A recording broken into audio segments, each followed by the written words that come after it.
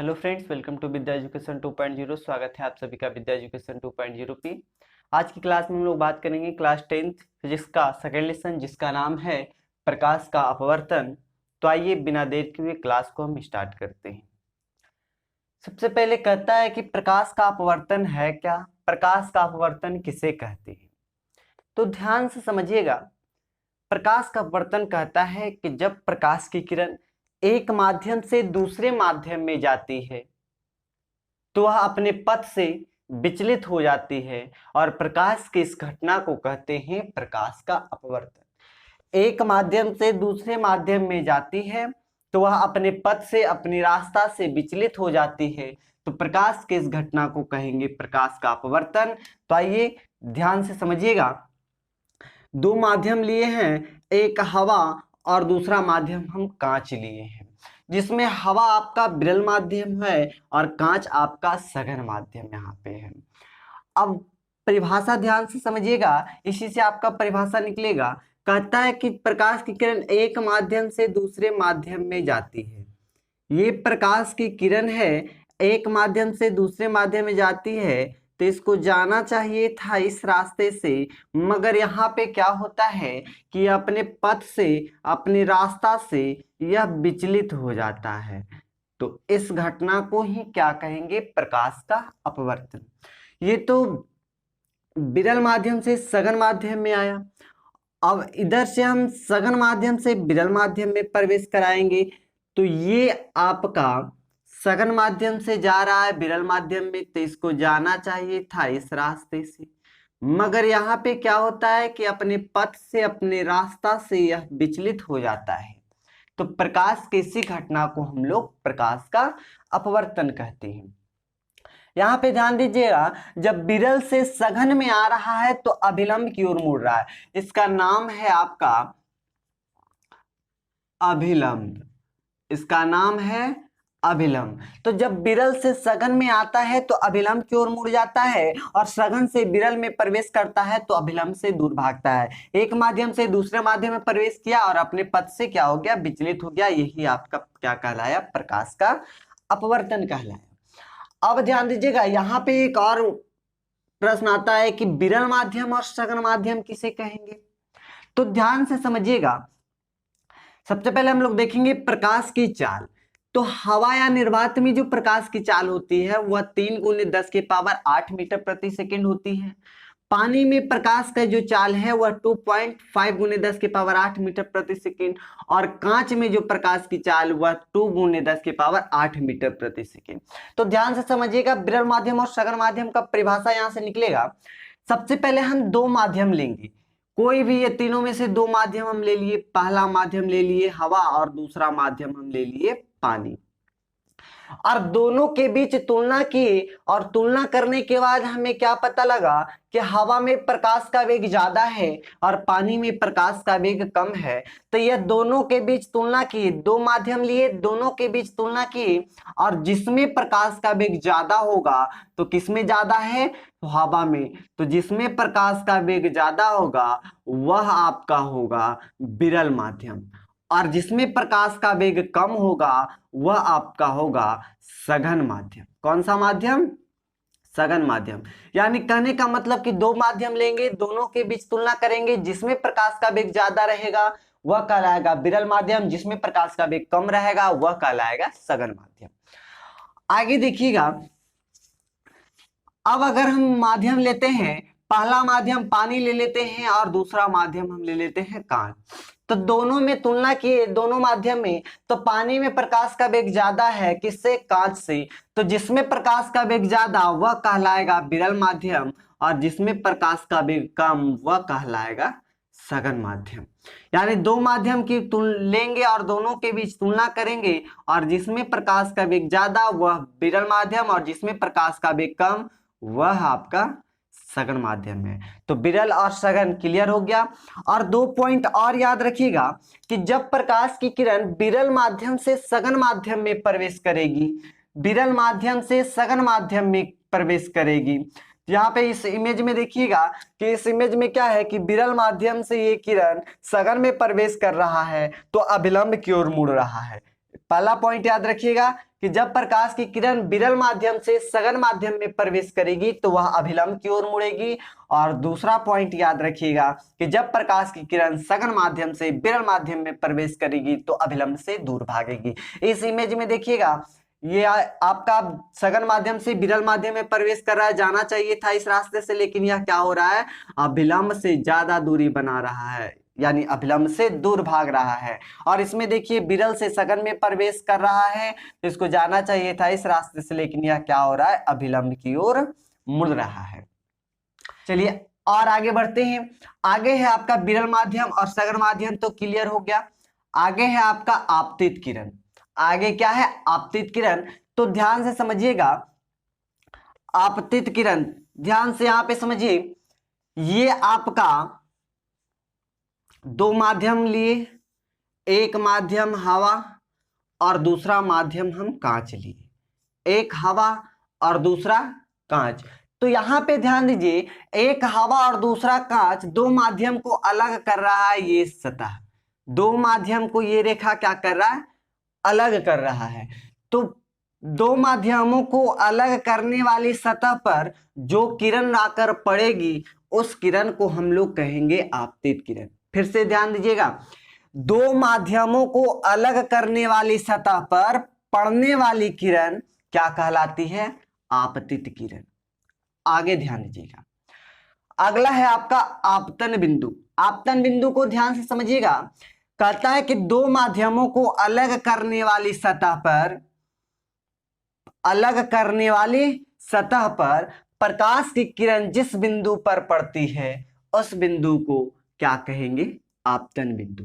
यानी दो माध्यमों को अलग करने वाली जो सतह है उस पर जो आपतित किरण पड़ेगी, जिस बिंदु पर, उस सतह के जिस बिंदु पर आपतित किरण पड़ेगी उसे आपतन बिंदु कहते हैं। आगे है क्या, अपवर्तित किरण। ध्यान दीजिएगा, अपवर्तित किरण का क्या परिभाषा हम देंगे, ये आपतित किरण आपका हो गया और ये आपका अपवर्तित किरण हो गया। ध्यान से समझिएगा, ये आपका अपवर्तित किरण हो गया, ये आपका कौन सा किरण, अपवर्तित किरण।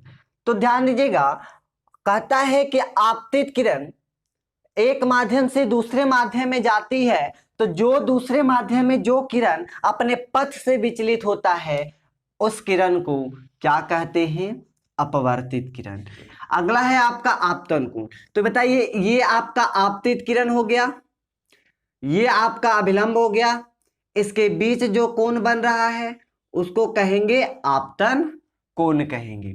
अगला है आपका अपवर्तन कोण। ये आपका अपवर्तित किरण हो गया, ये आपका क्या है, अपवर्तित किरण, ये आपका अभिलंब, इसके बीच के कोण को क्या कहेंगे, अपवर्तन कोण कहेंगे।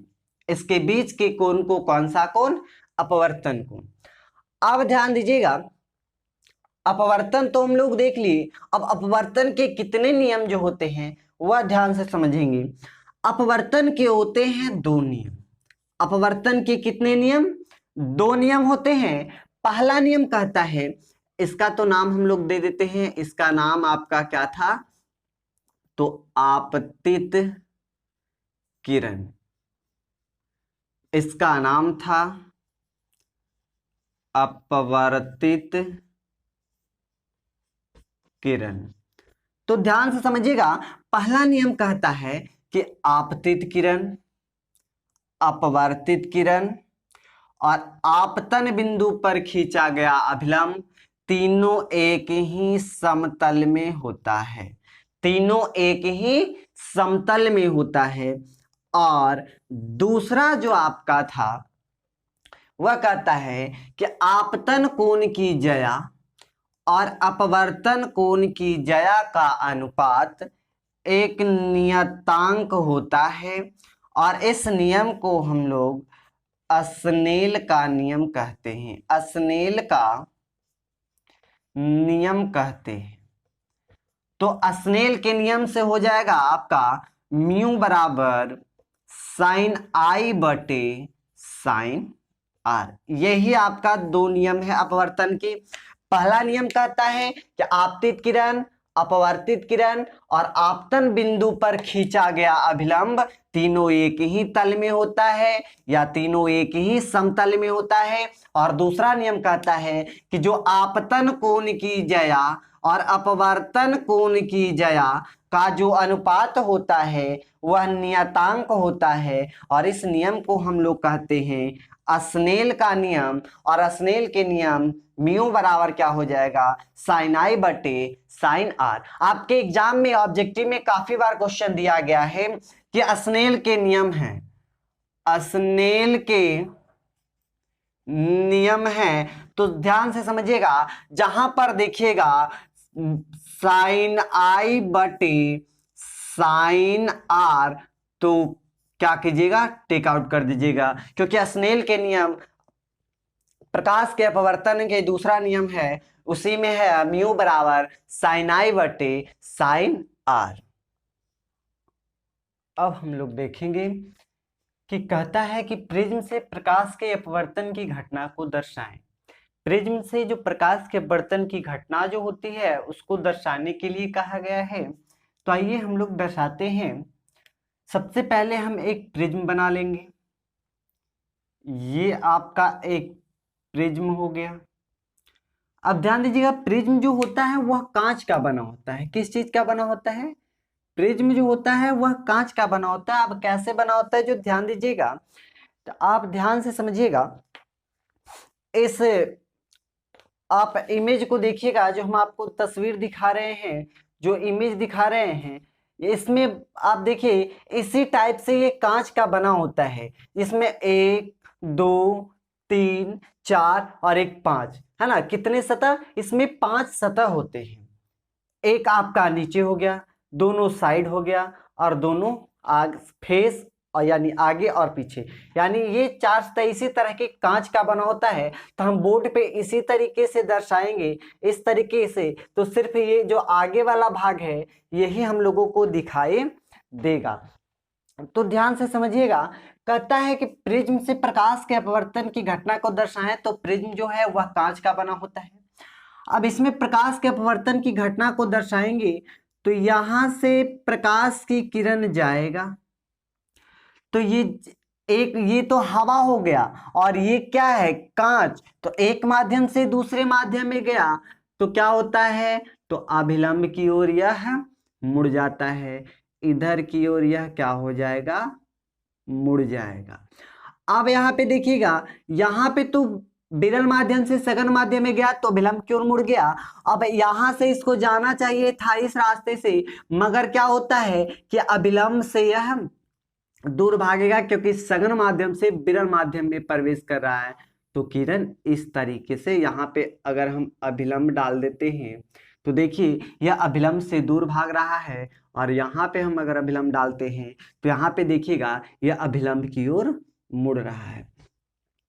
तो ध्यान से समझिएगा, यहाँ पे आपका ये क्या है, इसका नाम दे देते हैं ए बी सी, इसका नाम पी क्यू आर एस। इसको डॉट डॉट लाइन से पीछे की ओर मिलाते हैं, जहां पे ये कट हो जाता है वहीं पे विचलन कोण बनाता है, वहीं पे क्या बनाता है, विचलन कोण। इसका नाम डी दे देते हैं, यहाँ पे टी नाम दे देते हैं। तो ध्यान से समझिएगा, ये तो हम अपवर्तन की घटना को दर्शाएं किसमें, तो प्रिज्म में। तो यहाँ पे देखिएगा ए बी सी जो है वह आपका क्या है, तो वह हमारा है प्रिज्म। पी क्यू जो है वह हमारा है आपतित किरण। कौन सा किरण है, आपतित किरण है। क्यू आर जो है, क्यू आर जो है वह हमारा है अपवर्तित किरण। कौन सा किरण, तो अपवर्तित किरण है। और आर एस जो है, आर एस जो है वह हमारा है निर्गत किरण, वह हमारा क्या है, निर्गत किरण है। और कोण टी डी आर, को एंगल टी डी आर जो है वह है विचलन कोण, और विचलन कोण को हम डेल्टा से सूचित करते हैं। किससे सूचित करते हैं? डेल्टा से सूचित करते हैं। तो क्वेश्चन काफी बार एग्जाम में पूछा गया है आपके एग्जाम में कि प्रिज्म से प्रकाश के अपवर्तन की घटना को दर्शाएं। तो फिगर बनाइएगा, प्रिज्म बनाइएगा, उसमें प्रकाश के अपवर्तन की घटना को दर्शाइएगा और सभी का नाम लिख दीजिएगा। यही आपका आंसर हो गया। तो अगर एग्जाम में पूछे तो इतना कर दीजिएगा, आपका आंसर हो जाएगा। आगे आपका कहता है पार्श्विक विस्थापन। पार्श्विक विस्थापन कहता है, ध्यान से समझिएगा, पार्श्विक विस्थापन कहता है कि आखिर पार्श्विक विस्थापन अपवर्तन में कहेंगे किसे? तो ध्यान से समझिएगा, एक आयताकार कांच की स्लेब लेंगे, एक आयताकार कांच का स्लेब लेंगे, इसका नाम दे देते हैं ए बी सी डी। ध्यान से समझिएगा, परिभाषा निकलेगा पार्श्विक विस्थापन का। तो ऊपर में आपका हवा है, ये आपका कांच है, फिर नीचे आपका हवा है। तो ध्यान दीजिएगा, ये आपका विरल माध्यम, ये आपका सघन माध्यम, ये आपका फिर विरल माध्यम है। विरल माध्यम, सघन माध्यम, विरल माध्यम। तो ध्यान से समझिएगा, सबसे पहले हम प्रकाश की किरण को विरल माध्यम से सघन माध्यम में प्रवेश कराएंगे। तो यह क्या होता है कि अभिलंब की ओर मुड़ता है, अभिलंब की ओर। इसको जाना चाहिए था इस रास्ते से, मगर क्या होता है कि यह अभिलंब की ओर मुड़ जाता है। अब यहां पे तो किरण विरल से सघन में आ रहा था तो अभिलंब की ओर मुड़ गया। अब यहां से सघन से विरल में प्रवेश कर रहा है तो यह क्या होता है? अभिलंब से दूर भागता है, अभिलंब से यह दूर भागता है। तो ध्यान से समझिएगा, इसको हम डॉट डॉट लाइन से आगे की ओर लेकर आते हैं। इसको जाना चाहिए था इस रास्ते से, मगर यह इस रास्ते से न जाकर यह कहां से अभिलंब की ओर मुड़ गया, यहाँ पे अभिलंब से दूर भाग गया। इसको भी हम डॉट डॉट लाइन से पीछे की ओर हम ले जाएंगे। ध्यान से समझिएगा, दम यहीं पे आपको याद हो जाएगा, काफी बार एग्जाम में पार्श्विक विस्थापन भी पूछा है। अब ध्यान दीजिएगा, ये आपका आपतित किरण है, आपतित किरण। ये आपका जो है अपवर्तित किरण, अपवर्तित किरण। और ये जो है आपका वह है निर्गत किरण, निर्गत किरण। ध्यान से समझिएगा, ये आपतित किरण का ये मूल पथ है, आपतित किरण का ये क्या है? मूल पथ है। और ये निर्गत किरण के बीच जो लंबवत दूरी है इसी को कहते हैं पार्श्विक विस्थापन। क्या कहते हैं? पार्श्विक विस्थापन कहते हैं। ध्यान से समझिएगा, कहता है पार्श्विक विस्थापन का परिभाषा कि आपतित किरण के मूल पथ और निर्गत किरण के बीच लंबवत दूरी को पार्श्विक विस्थापन कहते हैं। लंबवत दूरी यानी ये दोनों के बीच जो लंबवत दूरी होगा वही आपका क्या कहलाएगा? पार्श्विक विस्थापन कहलाएगा। और पार्श्विक विस्थापन को भी हम डेल्टा द्वारा ही सूचित करते हैं। तो पार्श्विक विस्थापन समझ में आया होगा, नहीं आया तो फिर से एक बार देख लीजिएगा। पार्श्विक विस्थापन का ही परिभाषा कहता है कि आपतित किरण का जो मूल पथ है और निर्गत किरण के बीच जो लंबवत दूरी है उस दूरी को ही क्या कहते हैं? पार्श्विक विस्थापन कहेंगे। और पार्श्विक विस्थापन को डेल्टा द्वारा हम सूचित करते हैं। ये समझ में आया होगा। आगे है आपका लेंस। लेंस किसे कहेंगे? पार्श्विक विस्थापन क्लियर है। चलिए आगे हम लोग देखेंगे लेंस। तो ध्यान से समझिएगा, कहता है कि लेंस किसे कहेंगे? तो वैसा पारदर्शी माध्यम जो दो गोलीय सतहों या फिर दो बेलनाकार सतहों से घिरा हुआ हो, तो ऐसे पारदर्शी माध्यम को हम लोग कहते हैं लेंस। लेंस जो होता है वह दो प्रकार के, एक तो होता है गोलीय लेंस और दूसरा जो होता है बेलनाकार लेंस। बेलनाकार लेंस, तो इसमें हम लोग पढ़ेंगे गोलीय लेंस के बारे में। तो ध्यान से समझिएगा, गोलीय लेंस जो होते हैं वह दो प्रकार के, एक तो होते हैं उत्तल लेंस और दूसरा जो होता है वह होता है अवतल लेंस। लेंस दो प्रकार के, एक गोलीय लेंस, दूसरा बेलनाकार लेंस। गोलीय लेंस दो प्रकार के, एक उत्तल लेंस और दूसरा अवतल लेंस। ये आपका हो गया उत्तल लेंस और ये आपका हो गया अवतल लेंस। यहां से अवतल उत्तल का परिभाषा देखिएगा। अवतल लेंस क्या है कि दोनों किनारों की अपेक्षा यह बीच में क्या होता है? मोटा होता है। यह बीच में क्या होता है? मोटा होता है दोनों किनारों की अपेक्षा, यानी दोनों किनारों से ज्यादा इसका मोटाई बीच में होता है। किस लेंस का? तो उत्तल लेंस का।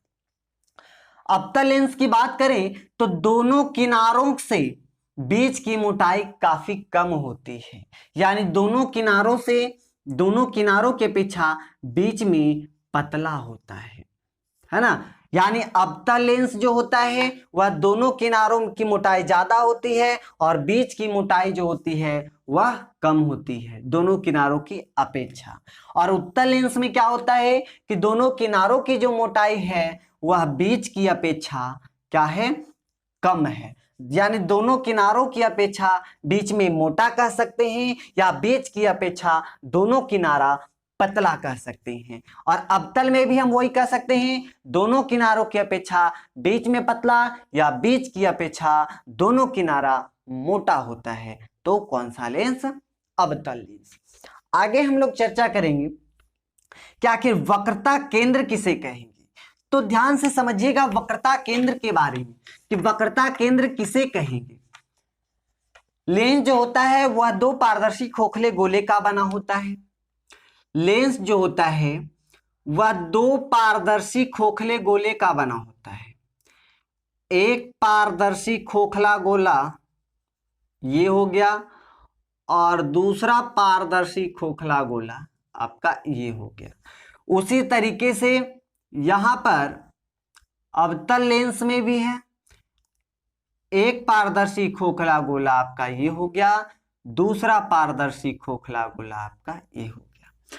तो दोनों गोला का केंद्र होगा, इस गोला का भी एक केंद्र होगा और इस गोला का भी एक केंद्र होगा। इसका नाम दे देते हैं यहाँ पे C1 और इसका नाम दे देते हैं C2। यहाँ पे इसका नाम दे देते हैं C2 और इसका नाम दे देते हैं C1। तो जो आपका गोलीय लेंस जो है वह दो पारदर्शी खोखले गोले का बना होता है और उस गोले के केंद्र को ही हम कहते हैं वक्रता केंद्र। किसका? लेंस का वक्रता केंद्र कहेंगे। यानी लेंस में दो वक्रता केंद्र क्यों होते हैं? दो वक्रता केंद्र क्योंकि लेंस दो पारदर्शी खोखले गोले का बना होता है। आगे हम लोग बात करेंगे प्रधान अक्ष। तो ध्यान से समझिएगा, लेंस के दोनों वक्रता केंद्र से होकर जो रेखा गुजरेगी उसे हम क्या कहेंगे? प्रधान अक्ष कहेंगे या फिर हम इसका एक और नाम है मुख्य अक्ष भी हम कह सकते हैं। आगे क्या कहता है? फोकस बिंदु। फोकस बिंदु ध्यान से समझिएगा, फोकस बिंदु ध्यान से x तो आपका प्रधान अक्ष है और यहां पे आपका C वक्रता केंद्र है और यहां पे आपका C1 हो गया, यहां पे C2 हो गया।